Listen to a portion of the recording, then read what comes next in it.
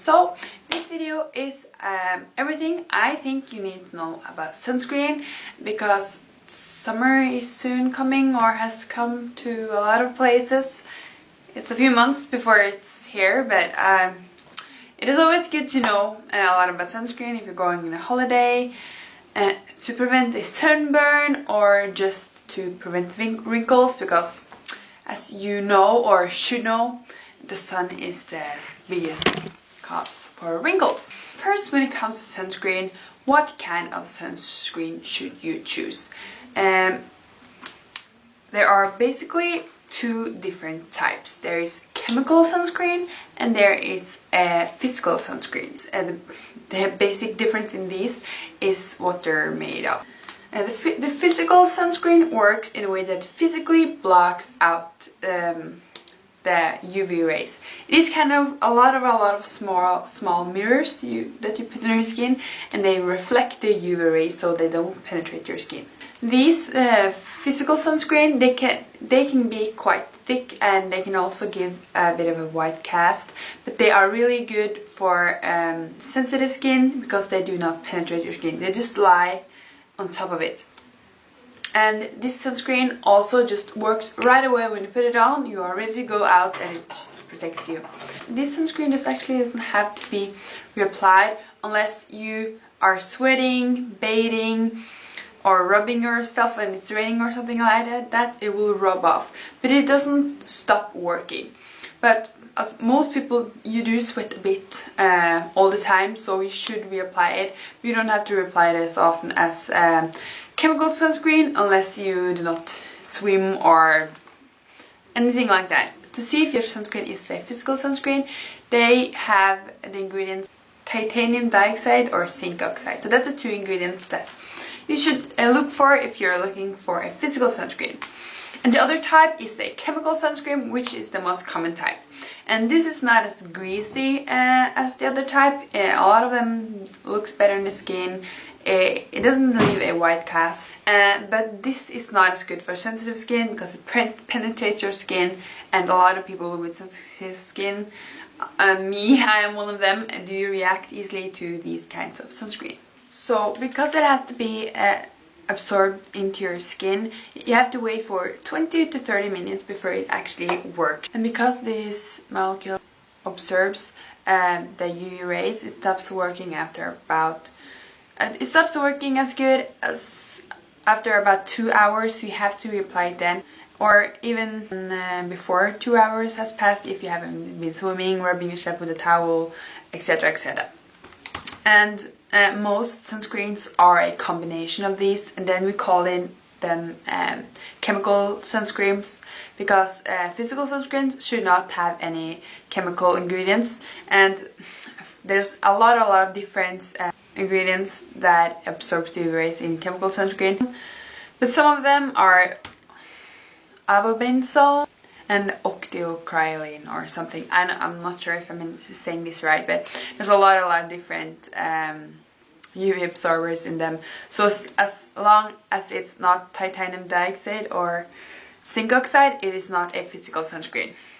And if you look at this is just a random bottle of sunscreen that I got, you see the SPF.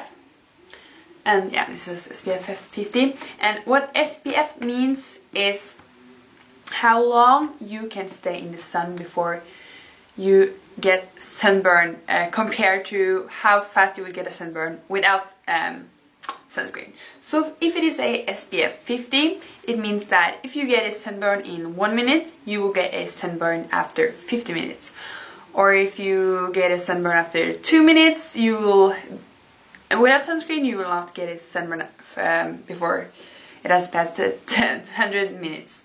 So it's not like it lasts for 50 minutes or 50 hours. It is individual for each person, but no matter what, you should reapply it every other hour, or yeah, what you do depending on what kind of sunscreen you have.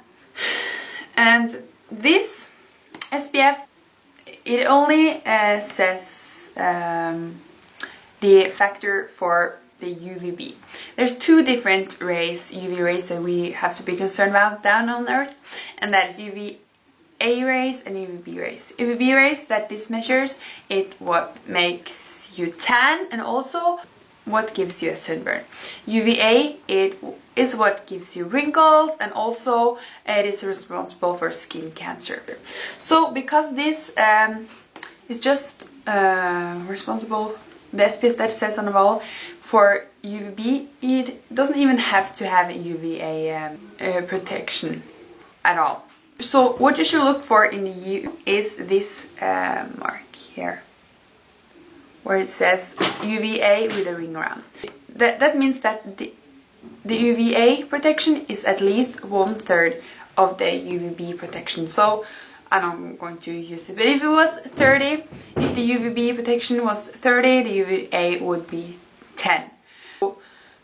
But usually it is higher than that, but that is what it has to be. It has to be 1/3. So look for that in the EU. And the USA, it should say that broad spectrum. That means that the UVA protection is as high as the UVB protection. So what kind of SPF should you use? I would say you should use as high SPF as possible. In the EU, the highest you can get is 50 plus. That means it's basically usually 60 or maybe even higher than that. Because it doesn't exist any sunscreen that protects your skin 100%, and I think 50 protects like 96 or 98% or something, so it's a lot. And if you some countries have sunscreens that are like 200 and 150 and stuff like that, they will maybe just protect 1% more, so it isn't really a point, and they will just be more gooey and awful to wear. So any more than 50 plus isn't really any point in, because sunscreen have a tendency to be more thicker and maybe a bit more greasy the higher SPF you have. If you find that 50 are too greasy, even though I know of several sunscreen with SPF 50 that are not greasy at all, I would say go for at least SPF 30. And a big question, how much sunscreen should I wear? Most people do wear too little sunscreen. To get the SPF that it says on the bottle, for your face you should wear at least 1 teaspoon of sunscreen. That will make you look greasy, I can promise at first, but if it is a good sunscreen, it will absorb into your skin after a while, and you will avoid a greasy face. And for your body, you should wear a cup tan like this, so it is quite a lot. And the bigger person you are, of course your hands are bigger, your body's bigger, you have to wear more sunscreen. And a myth about sunscreen is that it will give you pimples, and another thing is that if you have sun on your face, that will make pimples go away. And both are actually true and false. If you wear a sunscreen that are meant for your body or from a really bad brand, it probably will break out your face, because most sunscreens are greasy, and also from good brands they are greasy. But sunscreen without oil exists, so if you get a good one, it will not break you out. And also the myth about that sun makes pimples dry up, you will get less pimples. That is also true, but the thing is that sun dries out your skin. It makes the whole process of renewal go slower. So yes, in the first month you get sun, maybe the first 2 months, if you have a lot of sun on your face, the pimples will go away, but they will come back even worse in the fall or after a while. The skin will have to overproduce fat to get the moisture back into your skin, and the skin is like, the skin gets really like crazy because all this exposure. So after a while you will break out even worse than you did before you went into the sun. Next myth, I will say that it is that you don't tan with sunscreen on. That is also false. Sunscreen do not protect 100% from UV rays. So yes, you will tan, it just takes longer. I don't really want to recommend, because if you are long enough in the sun to tan, it is also way long enough to damage your skin. But if you really want to tan, be sure to wear SPF. If you wear SPF and you get tan more gradually, it will also last longer. the next thing is a myth that a lot of people think that if you have a powder, a foundation with SPF, that is enough. If it says SPF 50, you will get 50. That is also kind of true, but think of if you have a lot of BB cream, for example, they say SPF 50. Well, they do have SPF 50, but the thing is, to get the SPF it says on the bottle, you will have to wear a teaspoon of that BB cream or whatever foundation it says to get the SPF that it says. And who wears a teaspoon of foundation on their face? Like, who does that? You will look incredibly awful. Yeah. So SPF in makeup, it can be a good additional layer, and it will get you some but very little sun protection.